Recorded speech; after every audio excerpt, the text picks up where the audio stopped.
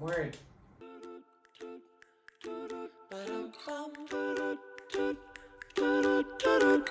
Welcome to my thoughtful ramblings, where we'll talk about all sorts of things, getting joy from what each new day brings. My thoughtful ramblings.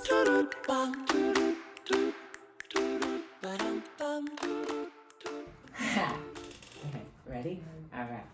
And Thoughtful Ramblings, take one.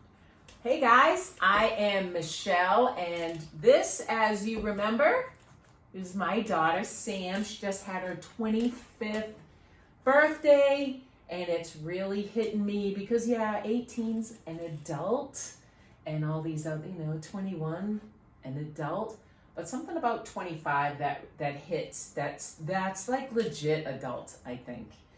Pardon my microphone adjustment. I just felt like I needed it a little closer. Maybe you don't feel that way, but whatever. But so the last time we talked to Sam was applying for this school down in Orlando. Yeah, I was. You applying were. for school down in Orlando. So now you got yesterday birthday, right? Now you're in a brand new season, like a whole new thing. It's all new.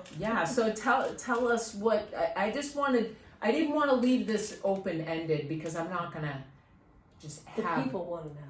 Yeah, they want to know what Can't happened. be left hanging. What happened? So here it is. Here it is. So, since we've last met, there's been a lot of things. Mm-hmm. Even though it was only like a couple short months ago, I got a new job for the season, literally for the summer. And I got accepted into the school, which is, I know, who saw that coming? So yeah, I got accepted to go to this school. Ew. I know. That's the thing about incorporating video, right? I know, they don't want to see They that. can see it all. And I am going to be living in Orlando in 2 short weeks. Yeah, 2 weeks from tomorrow. No, Thursday. 2 weeks from Thursday. Don't let her fool you. 2 weeks from Thursday. I'm really excited. So that's our road trip. We're gonna be. I'm gonna take some video clips, kinda document our time. I want this is such an exciting season, like legit flying, and it literally is flying by. But flying in a lot of senses of the words, like, flight, like I just see this flight for you. Not so much like I don't think you'll come back here per se. I can't really speak on that, but I just know that I know this is your season where you literally take flight in your life and kind of step into your calling. So what are you gonna be studying at the school? A lot of people don't understand like ministry school. I'm gonna preface this because I've been getting a lot of questions.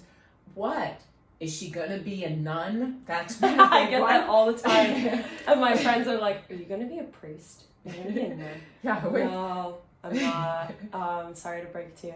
It's not so much religion.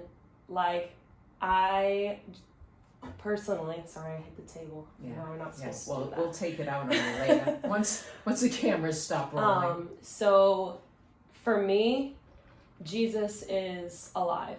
Jesus is a person. Jesus is somebody that I can communicate with and have a relationship with, and he is my Lord and my shepherd, and he guides my life, and he's a wonderful counselor, and he's there for me like highs and lows. And he's not so much like a duty that I have to do. Don't laugh. Duty. Immature. I don't know what it is. Silly. Anyways, it's not so much like a religious duty that you have to fulfill. So as far as like going because I have to, because I am a Christian, that's not it. It's because I love the Lord and I talk to him every day, and I feel him like calling me out of my comfort zone. And I know that might sound crazy to a lot of people, because a lot of people just see God in this religious aspect. They don't see him as like alive and a person. But Jesus, and walking with you. yeah, Jesus rose from the dead. Like his body, like his physical body rose from the dead. So he's alive and he's a person seated on the right hand of the Father in heaven. Like, how cool is that? But anyways, so yeah, I have a relationship with him, and I read the word because I want to, because I feel that drawing closer. It's like a hard feeling to explain if you haven't experienced it, but it's just so awesome, like being able to pursue the Lord and him pursue me in this season, because he was calling me to step out. I felt really stagnant for a while. I think I explained that in the last podcast. But I was feeling really stagnant, and the Lord called me out here, and I felt like it was impossible. And I'm like, God, if you want me to go, like, there's no way I'm going to be able to do this on my own. And he's given me the strength, and he's given me the support, like through people and through just the comfort of his Holy Spirit, even in the midst of like anxiety and fear. Like, he's given me a lot of peace about this situation, and just like you can do anything with Christ. Like, it is not by my strength, it is by his strength. And I'm just really excited that I get to rest. Like, there's no striving for me.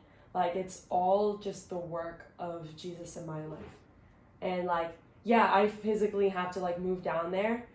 I don't know what's gonna happen like when I'm down there, but like when you're following the Lord, that's the excitement, that's the wonder that's behind it. Yeah. And it's like, it's just like, it's totally different than I feel like a lot of people understand. Absolutely. And it's totally beautiful and totally like life transforming, and I have a lot of hope and a lot of peace. Like, I don't go down, I'm not going down there like, oh, I'm like moving out of my comfort zone, where if I was in myself, like in my flesh and anxiety and whatever, I'd be like, I don't know how I'm going to do this. I don't know. But the Lord is with me. Right. Like, the Lord goes before me, and he's prepared a place for me, because the place that the Lord calls you to, he's not going to let you go without. Right. He's not going to let you lack anything. And that's a promise. That's in the word. It says, like, those who fear the Lord and pursue him and love him, they lack no good thing.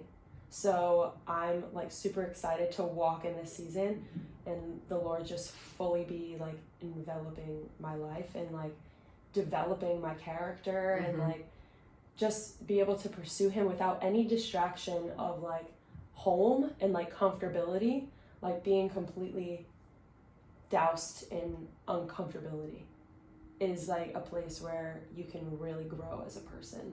And I feel like that's what the next step the Lord is calling me to, is to really just be uncomfortable, but like be comfortable in him, if that makes sense. It's like hard to explain, but I'm like really excited to see like what the Lord does like in me and through me. And it wouldn't have been possible without him, first of all, and like without the support of like all my friends and all my family.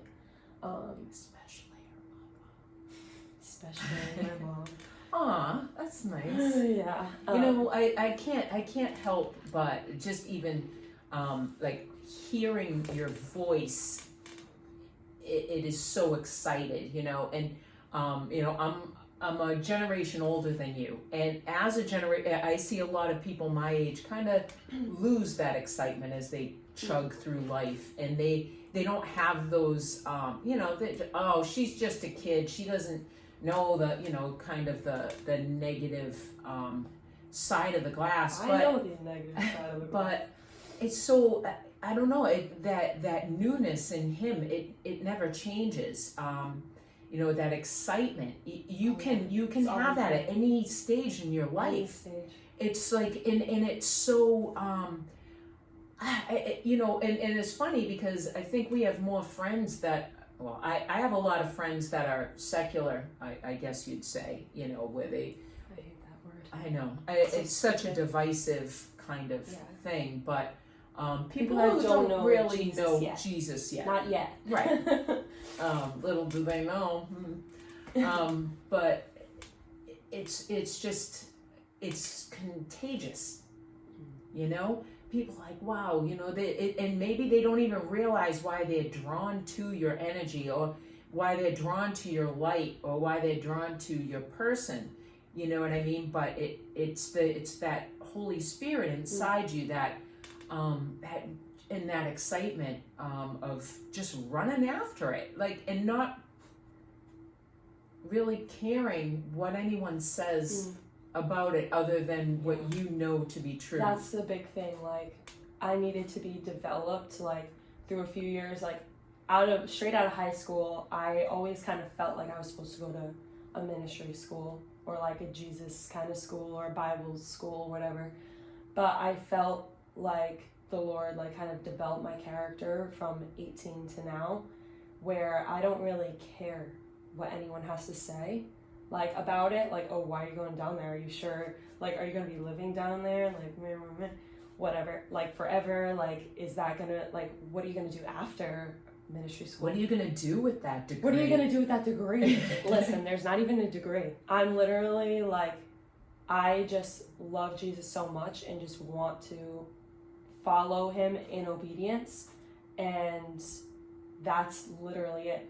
And that's all the next degree of love. That's all he asks from us, is to just, he's like, hear my voice, like, follow me, just follow me. And wherever he calls me, like, I don't care what that person says about, what that person says, whatever. Like, I know that God told me to go to this school, because I would never go here in my flesh. I would never step out of an awesome job, an awesome church, an awesome community, and like people that are surrounding me and comforting me and loving me. Like, I would never step out of that if the Lord didn't tell me to go, ever. Because it's just like, and that alone should be like a testimony to the realness of God in my life. Because I'm so, like, I am blessed here. Like, I have an awesome apartment with an awesome friend, like, lifelong, basically, at this point. I have surrounded by like an awesome community of friends and believers, just church family, regular family, that love and support me, and and even my work family, like, everyone. I'm telling you to look at the camera. Oh, sorry. She's so cute. I don't really like think to look. Sorry. But I'm just so surrounded by good things, and it's like, how can you leave such good things? Like, you are so, like, you're so blessed. You have so much here. You have so much here.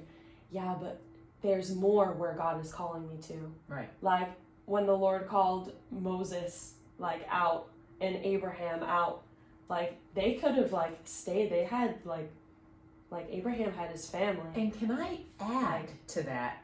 What I kind of added to before was they were over 80 years old when they got called. They were old. They were, I mean, not when they first got called, but you know, they were, I'm sure, speaking with God for a long time. But they, you know, stepped out in it. Well, they also lived a lot longer life. Yeah. Like, well, in they the lived hundreds. to be like 300 years old. I mean, that is a little more. I think I'm going to try to adjust these cameras while we still roll. Keep talking. Okay. Yeah. I don't really know, like, what else to say, except for the fact that, yeah, like, the Lord called all these people, like, in the Bible, and a lot of them were like, God, you don't want to, like, use me, or like, who am I? And the Lord's like, it's not about you. It's not about what you can do. It's about me and the fact that I'm calling you out. Right. And like, he's like, I can use anyone. He's like, but I'm calling you. So like, the fact that the Lord is calling me is an honor. And it's just like, how can I not follow that? Right. You know, how can I not be obedient? Like, he created me. Like, you don't think like you think he's gonna like leave me in the dust? Never. Yeah. Never.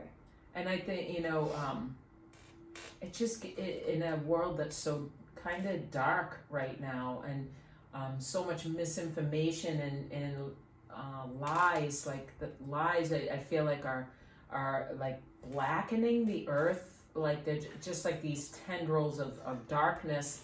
All this like web of lies is like literally trying to cover, but that those light, he's specifically placed people, you know, that have the courage, that have that boldness, that have that, you know, like, whether you think so or not, he created you. He knows exactly what's in there. Oh, I don't have that. Well, I'm sorry. I kind of made you. Yeah. You know, I made you. Right. Don't tell me you don't have or you can't do. I know exactly. I know what I'm doing. Right. Like now is when you have to like let go and trust in that faith that moves mountains. It literally moves mountains. You know, that he's so good. His word is so good, and it amazes me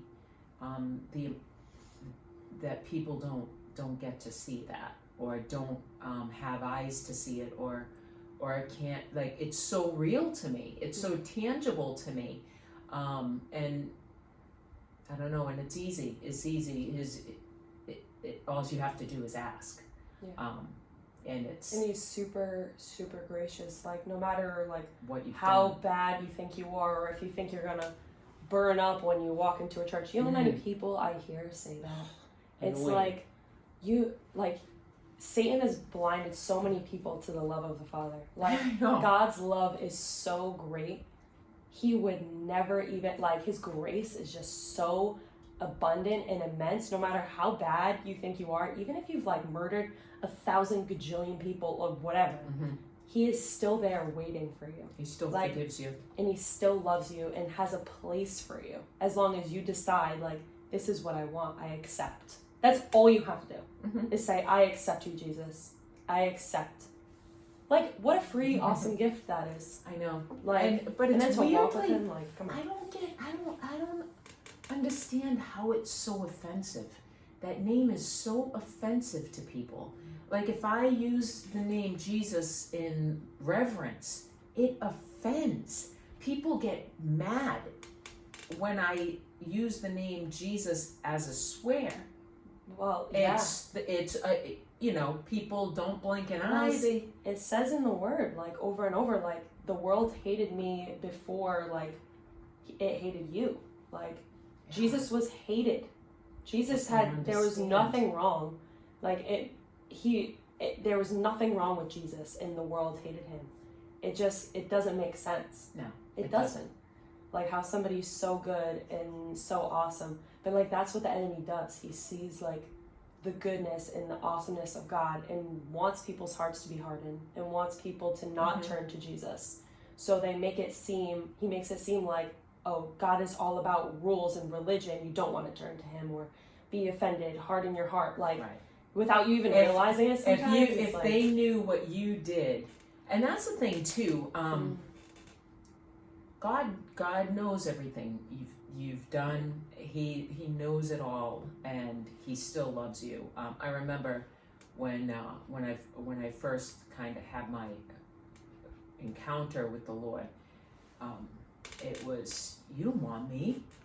You don't want me. Like I swear, I drink, I smoke, I this, I that, I lie, I cheat, I steal. Like, I'm gonna get real. I was not a good person, and I know, like, people think like, but you're a thief. If you like a glass from a restaurant, you put it in your pocketbook. Guess what? You're a thief. That could be $1 million diamond ring, or it could be that 2-cent piece of whatever it is. If you take something that's not yours, you're a thief. And they won't miss this. It doesn't matter. And I think like it's just become so casual, and but the Lord sees it black and white, and that's why we need a savior. He's seeing that as you took something that didn't belong to you. That's not okay. Right. But here's the thing too, like, once you accept Jesus, like, the Lord doesn't even see that. Yeah. Jesus covers it and is perfect. Once you say yes to Jesus, it says in the word that your spirit is sealed. That is nothing that can separate you from the love of God. No sin, nothing can separate you. So when God looks at you, after you accept Jesus, you just say yes. That's all God sees is Jesus. Like, your covenant with the Father, your friendship with the Father is restored through Jesus. That's all you have to do, is just confess and believe that he is Lord. And it's such a comforter too. Like, awesome. and just in the day to day, like, it gets hard, man. Oh yeah, like it's Earth not easy. sucks. It's People not easy. suck. I'm sorry. Can I say that? I love you guys, but you all suck. Every one of you on the highway. Sometimes. No bueno. Not one of you can drive. Not one. I'm sorry. It's not in New England. That's not, for sure. not if you're from New England. I'll let you know how the drivers are in Florida, though. Oh, I have a feeling they're awful. I have a feeling. Yeah. Well, Dad and I have driven up and down the East Coast to see my son and daughter-in-law a lot. Now we're gonna go another 4 or 5 hours from their place over to Orlando, and then so that'll be. I think we'll get to see these drivers firsthand, which will be nice. But here's the thing too, like. Sometimes it's nice to have Jesus with you on the daily, because you feel like your temperature rising. Like, oh, are you kidding me? Like, every red light, like all these little things, like little fiery dots hitting you. And then you can literally just take a moment and quiet your soul with him. And it's almost like, kind of like it washes all away, and you just like can take a breath, because it does. It gets hard to breathe sometimes, just on the daily. And I think it's such a practicality. And I don't want to whitewash them or make them like, like, oh, thank you, Jesus, like a wet wipe, one and done, Yeah, no, it shouldn't be like that. But when you really walk with him, and he's with you all the time. It's a daily thing. It is a daily thing. And when you have those moments with him, it's just like, oh, okay, almost like a reset button, like, okay, Right. It's not about this world right here, right now. And it says in the word too, like, renew. I like hate to preach at your audience, but this is just who I am. Whatever. It says in the word, like, renew your mind every day. Like, while we're still in these earthly bodies, we're still going to experience sin and flesh and pain and just hardship. And sickness. We have to know that our spirit is sealed, but it's the outer working of our faith. Like, one of the pastors at our church, I don't want to say his name, but he taught me that in one of the classes there. Like, it's the outer working. Mert. Like, that is terrible. That is an awful name. No, that Pastor Mert. I can't. But it's true. Like, even Paul says, like, in the scriptures, like in Corinthians and all those letters to the churches, like, I do the things that I don't want to do. Like, that's just our sinful nature just causes us to think things that we don't want to think, like proving that the law is good. But now we know that the law has been fulfilled through Jesus and our spirit is sealed. And now we just have to walk in accordance to the light that God has revealed Jesus to us. Do you know what I mean? Like, it's just the outer working, renewing your mind every day, knowing that his mercy is new for you every day, quieting yourself before him every day. And to take that too, that kind of grace and love he's given us, knowing that we're horrible people, that we do that for others. Oh, yeah. Which, one thing that I just think is just a beautiful symbol of that for me is when, in a tangible way. The worst thing for me being a waitress for years was when I'd wait on, I hate saying it, but Christians would leave me a track and no tip.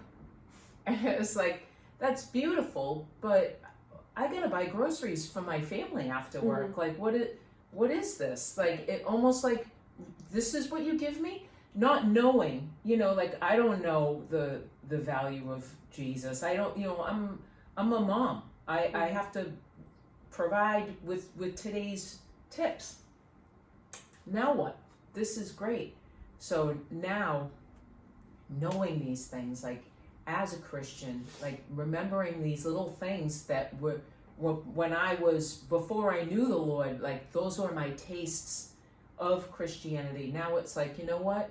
No, I'm. You know what? I can see this waitress is struggling with something. I can see that. It's all over her. The service is crummy. She's just distracted, and you Or can he. tell. Or he. Sorry to It's everybody. not just girls. So, I say she because it's me.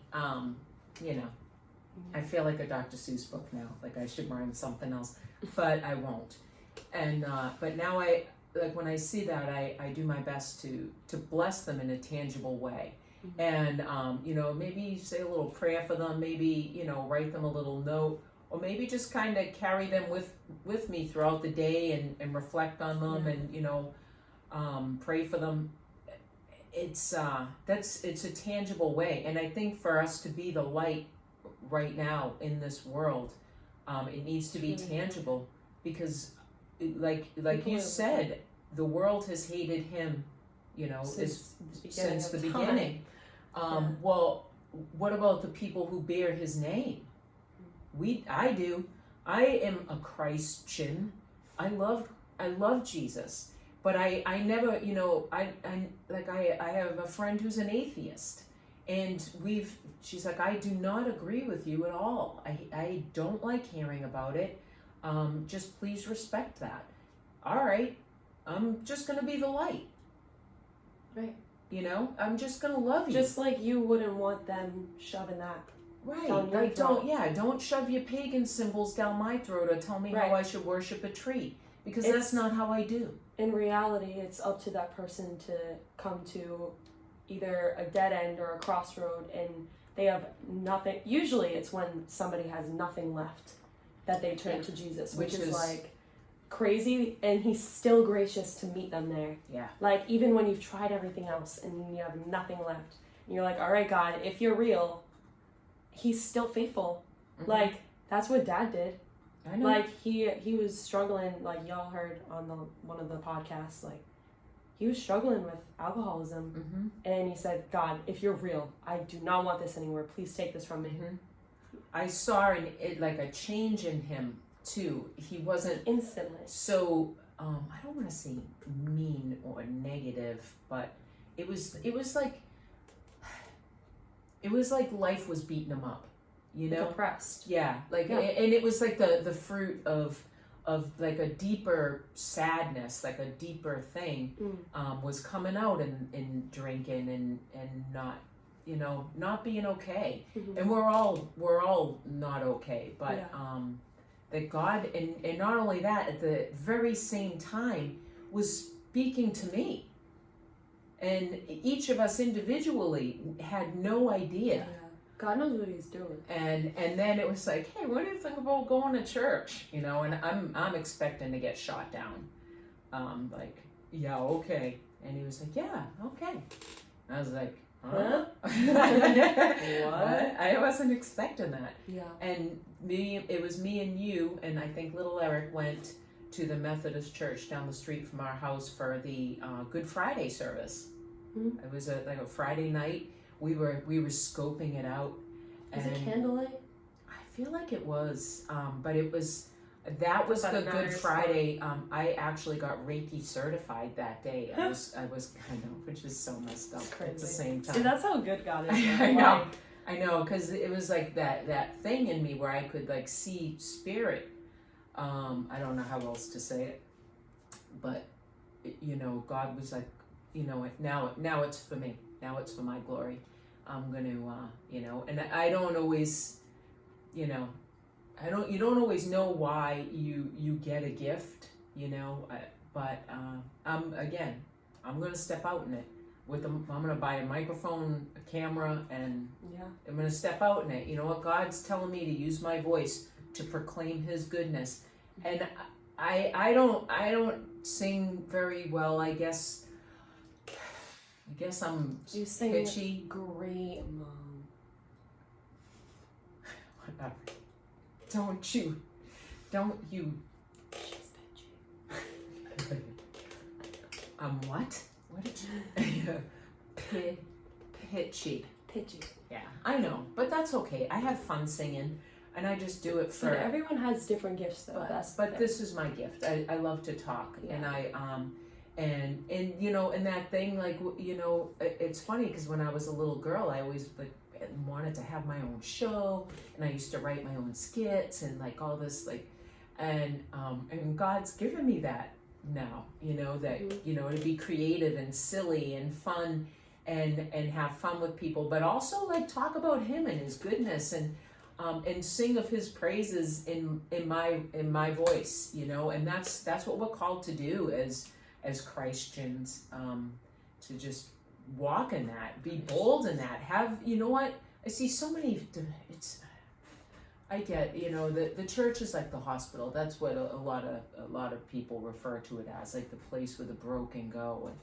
But you know what, it shouldn't be a place where the broken stay.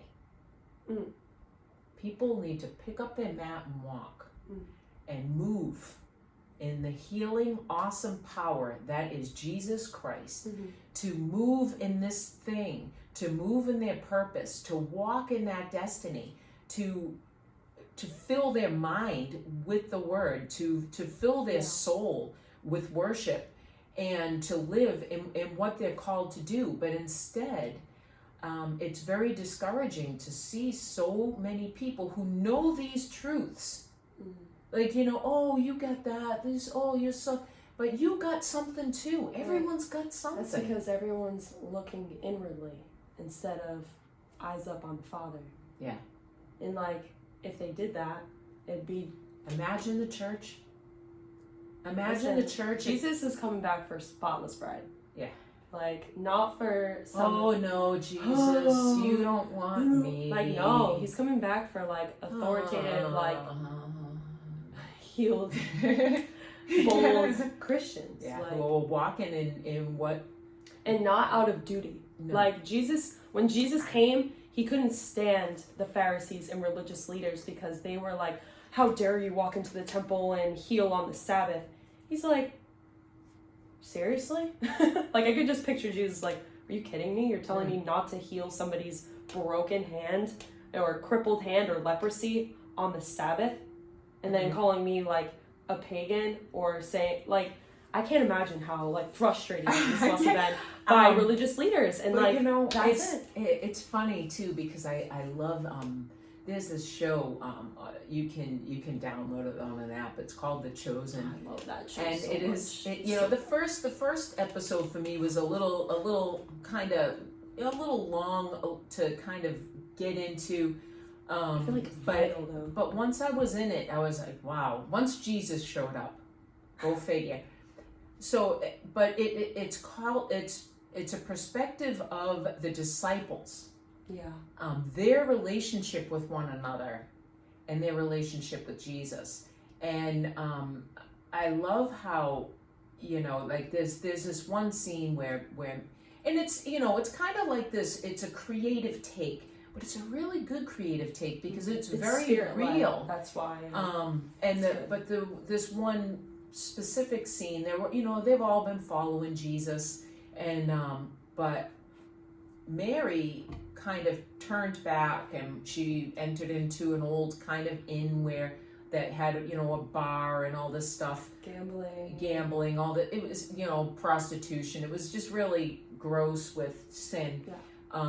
But she ended up going back in there and getting a drink, and she started drinking again, and like fell into like this, you know, that perpetual thing. And then Jesus showed up and just loved her, and it was just okay. Like the other, you know, the other chosen ones were like, hey, you know, you did this, how could you turn back?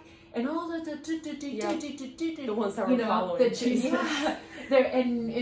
But Jesus himself was just like hugging her. Like, lift your head, I love you. It's okay. You know, come on, let's start walking again. And I loved that because it's so true, at least with my personal walk with the Lord. He's like, okay, all right, you've sat in your slop, now stand up and come on, let's go. Yeah. And oh my God, I'm sorry, Lord. I'm such a meatball. How many times is that us though? But it's when we sit there and we don't ever, you know, that defeated, mindset, And you stay there. and you stay there. And it's very discouraging. Like I don't want to say like I feel like, but if God himself walked into the church and saw the amount of downcast people, I don't get, this has nothing to do with grief or mourning or anything like that. That's not what I'm talking about. It's like a self-centered, poor me mindset. Right. And I get sickness happens too, and sometimes we don't get healed from that, but God works on something else within us. It's those moments, when I donated my kidney, I remember just like every single person I ran into was like, why would you even do this? You don't know this guy. Why are you doing this? And it was my chance to tell people it's the love of God that compels me. Like I know I never really knew this man, but something came up in my heart like, oh my gosh, it's someone's son. Now it's someone's brother. That's someone's dad. Yeah. He's a dad. Like, and this love of that the Father put in me bursts forth and compels me to do this. And it's just out of that overflow, out of that goodness. And then to get to share it with the woman who's taking x-rays, with the woman who's drawing my blood, with the man who's checking me in, with each little person, because no one could really understand why are you doing this for someone you don't, right? Yeah. But to be able to use, and we can change the world if we flip the script and do what no one understands. We have that power through Jesus. And like no one understands you going to school. No one really understands why I would, I don't even understand it completely. It's so hard to, but he does. It's one of those things, like, it has been so hard to like explain to people that don't know Jesus. Like, they're like, oh, where are you going to school? I'm like, oh, I'm going to a ministry school. What is that? Yeah. And it's like, it's not even necessarily a ministry school. To preach? Is she gonna be a preacher? It's literally to pursue Jesus on a deeper level. And that's literally all, like, if I had to do anything for the rest of my life, it would be that. And just to follow him. Yeah. Like, I don't care about what my career is. I don't care about how much money I have in the bank account. Like, God is my provider. God is my person of refuge. Like, he is the one that takes care of me. Mm-hmm. Like, I don't need to worry about anything. Jesus says, like, why are you worrying? What does that add to your life? Mm-hmm. Really? What does worrying about something add to your life? Absolutely nothing. So to just rest in him, that he has control, and he does. Like, he has been at work. Like, for example, maybe like last week, I was struggling with like the housing situation that I had for school, and I was starting to feel really anxious and just questioning everything. I'm like, God, I don't know why I'm feeling like this, and just feeling really oppressed by anxiety. I was like, God, if this isn't your will, like, close the door, please close the door. And I just felt him say, like, daughter, like, rest. You're taking way too much into your own hands. And I had tried to like figure out like different interviews with like 9 different girls and FaceTime, and try to figure out. And God's like, Sam, like, get this out of your hand. Like, this is supposed to be mine. Watch what I'm going to do. So I was like, okay, Lord, like, I have like less than a month left. I'm like, if you're going to do it, you're going to do it. So I just put it in his hand, and I really felt compelled to stop searching for roommates and to just kind of allow the Lord to reveal like the peace, and to reveal whether or not this was the next step for like housing. And I for sure thought like he was gonna take the house away. I was like, there's no way like I'm gonna be living here like after feeling like this. But after that, I felt so much peace about the house. And then a couple days later, this girl texted me. She's like, hey, do you still have rooms available? And I said, yeah, like I stopped looking. She's like, good, because, and I needed 2 girls like extra. She's like, good, because this is exactly like what I've been looking for. And I've been homeless with my room, like me and my roommate have been homeless for like half the year. We haven't had a place to live, and this is exactly what we can afford, exactly what we were searching for, exactly what we wanted. And like in seconds, she was like moved to tears, like over the direct message. And I was just like, God is just so faithful. Like, even when I felt like so much anxiety from trying to take control, God says, like, release it and watch what I'm going to do. Like, I think it's the wind. I think it's Eric. I know. I think it's the wind or the cat. Really? Oh, Yeah. It is the cat. Sorry, I thought it's the door. The door was creaking open. It was so distracting. But then again, like, this isn't like a definite, like, nothing's a definite thing. So I keep asking the Lord. I'm like, Lord, if this isn't your will, close the door. And most people are like, God, open the door for your blessing. Like, I just want all the blessing from heaven. And I do, but I know that his will is way more important than what I receive. Absolutely. So, like, I'd rather have him close every door and live in my car, if that's his will, than me have the best, biggest house with everything that I could ever want and not be in his will and be struggling, like, in my flesh. Like, that is not where I want to be. So, I've made that very clear, but our God is so good. Like, he's like, I'm going to give you that desire of your heart. Just so you're, like, you have what you want to. Like, it's so cool. It is so cool, and I think that that gives me a lot of peace with you going down there and being close to 2,000 miles away. That's a lot for a mommy heart. If any of you guys know what it's like for your kids to leave, but at the same point, I feel like it's also a new season for me and my husband as well. That now. Not that, now our work is done. You're always going to be their parents, and you're always going to be their support and their, hopefully stability. Mm-hmm. But now it's time for us again, and our lives and what we're going to be embarking on and doing new and moving in and kind of going forth. And I feel like there is a definite, like, almost like just a turning of the soil, like, okay, here we go. It's a new, it's a fresh, it's a whole new thing. August is all of our, except for Eric's birthday month. Me, Sam, my husband are all August. And I feel like, I've always felt like, I don't know, call me crazy, but I've always felt like my birthday has been like a very significant shift every birthday. Like, it's my new year. It's like, like the new year on the calendar is one thing, but my new year is it's personal, and I feel like, now that I feel like it, I don't know, it's like a brand new thing for me and my husband as, I don't know, it's awesome. I don't know what he's gonna do, but I know we're really open and ready for whatever change, new thing comes. Yeah, like, I don't feel like there's much holding us anywhere anymore. With this freedom now, to kind of move in those things. By the way, it was the cats. They're just horrible. Each other. If anybody would like a cat, please direct message me. You don't want this cat. You don't want this cat. It's the worst. He's literally. I'm gonna make a video compilation of how awful he is. He's just annoying. He's not a bad cat. He's just like the worst. Like, ugh, you're so annoying. Like, if you're reading a book, he'll just like keep like taking one claw and like pulling at your pants. Like a little sibling.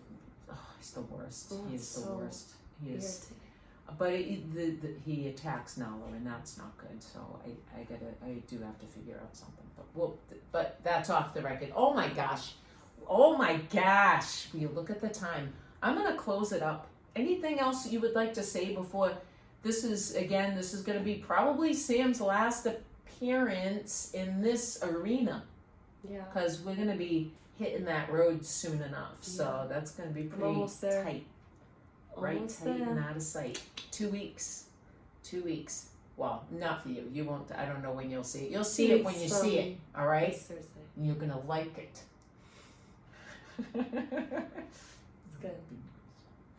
Anyway, thank you so much for listening or watching or both. I don't know what you guys do, but thank you. Thank you so much. Have a great rest of your day. Hey, thanks Bye. a lot for listening. Hope you've enjoyed my rambling. If you'd be so kind as to subscribe at iTunes or Spotify, yeah.